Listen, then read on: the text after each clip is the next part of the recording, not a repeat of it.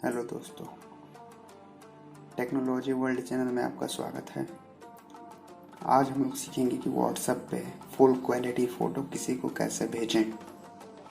सबसे पहले अपना व्हाट्सएप खोल लें। ये रहा व्हाट्सएप।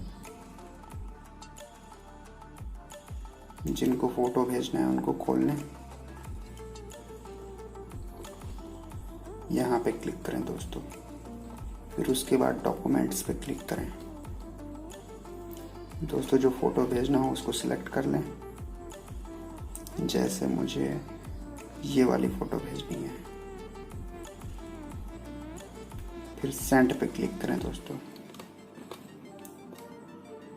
दोस्तों ये फ़ोटो जा रही है और आप देख सकते हैं दोस्तों, ये फ़ोटो जा चुकी है।